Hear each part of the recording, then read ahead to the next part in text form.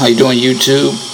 Today I'm at Waukesha County, and we're going to be making a video on flight setup for navigating from point to point. I'll show you the two different ways that you can set up your flight plan. With Infinite Flight, of course, the cockpit doesn't work. It's mainly artwork.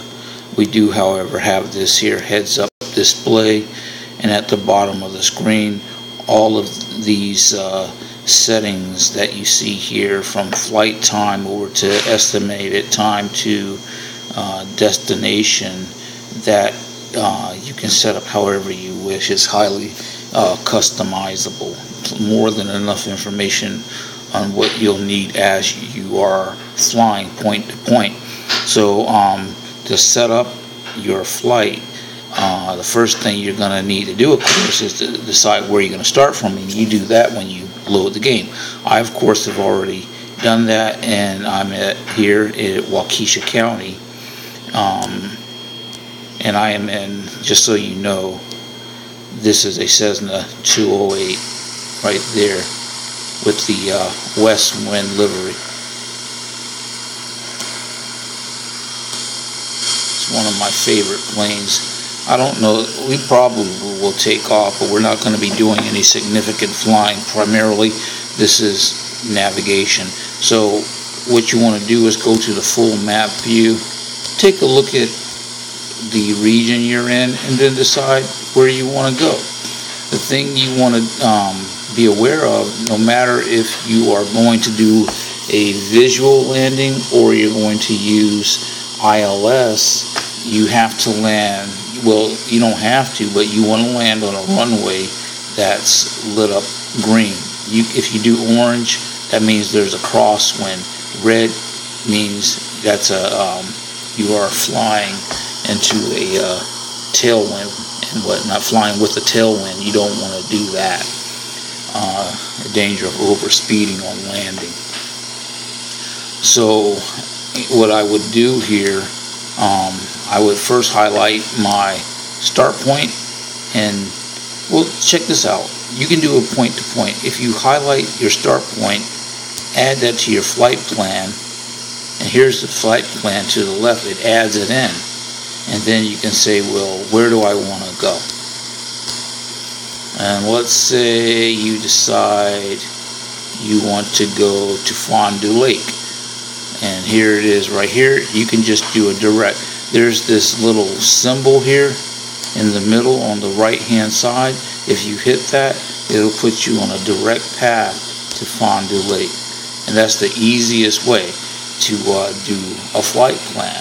However, when you get here, you're going to have to navigate onto the runway visually to land until you, unless you use the ILS on 36 here, runway 36, and of course runways 27, 09, and 09er and 18 are all visual and whatnot.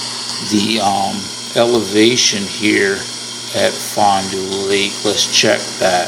It's 808 feet. So when you do your start on the descent onto the runway, you would be at 3,800 feet, descending roughly between 500 and 700 feet per minute. Excuse me for coughing. So let's go back to our start point. We'll clear out this flight plan, and we will do a more complicated flight plan. So again, we put in our start point, add that in, and I'll say I'll just fly out to here, add that, and then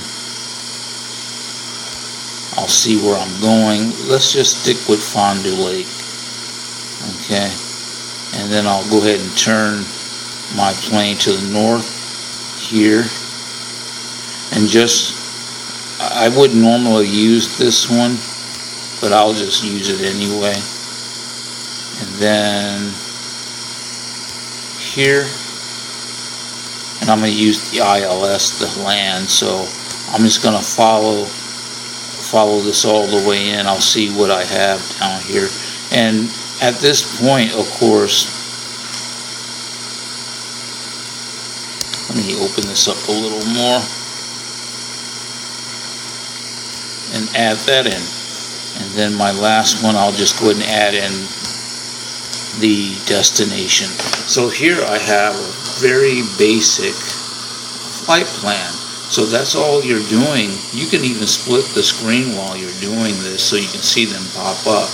And what would end up happening is it'll tell you the distance of your flight, so that as you are flying, and it makes navigation easier, because the automated system will tell you when you need to make your turns.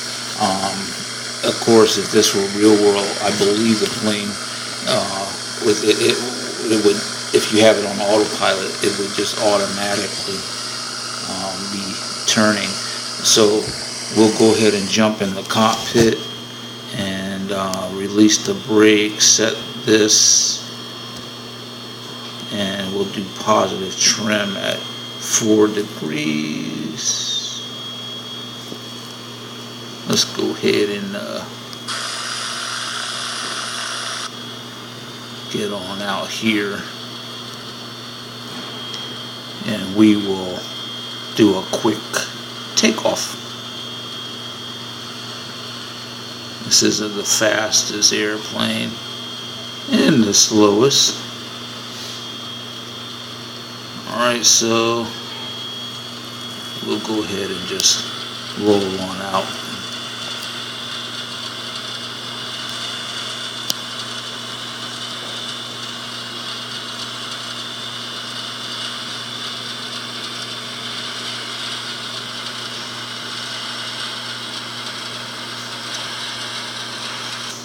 Let's go ahead and get airborne.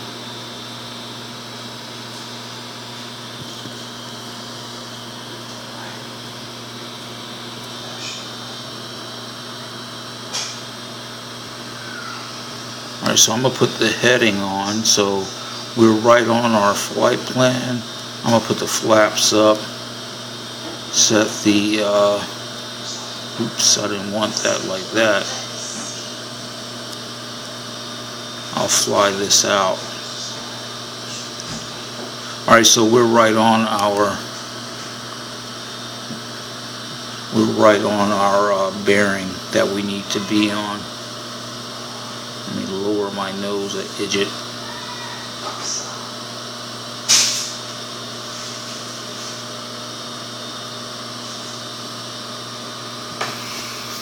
And just let it fly on out. So you'll see what'll happen here as we come up on this first turn. And this is the good part about having a flight plan set up before you take off. Now normally what I would do is I would set the takeoff speed, the altimeter, that whatever elevation I'm going to cruise at, vertical speed and such. So I would just be setting those as I elevate. I'm sitting here talking and not paying attention. I keep lifting the nose of the plane a little too high. I apologize for that. So I'll make this first turn, and we'll call it a wrap. Primarily, if you're new to infinite flight, the hardest thing is figuring out the map. All those little triangles and the circles, you can learn what they're called. They're DMEs, distance measuring equipment, or vortex, and the little triangles are waypoints. And all they're used for is navigation, point-to-point navigation. It just makes it easier to get from where you're going to where you want to be. Let me set this speed. That'll be good enough. And I'll set that there. Alright.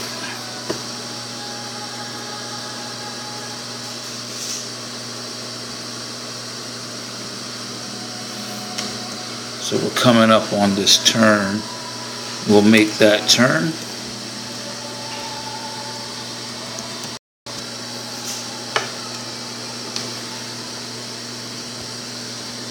So see it here, it popped up in magenta at the top. It says less than 1 minute, turn to heading 350. We're at 285, as you can see.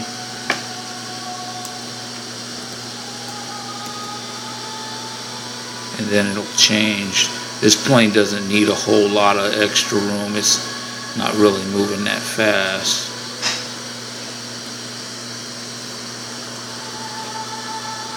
Alright, so then we make our turn. And then the plane will turn onto the next heading.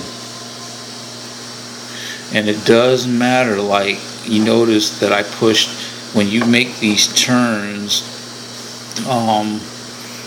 you take, for example, when the plane is reversed on the map, say it's coming south and it looks like it's coming down on the map, we'll just call it a southerly direction. Everything is reversed, so in order to turn the plane right, I dialed up on the meter. It would be reversed.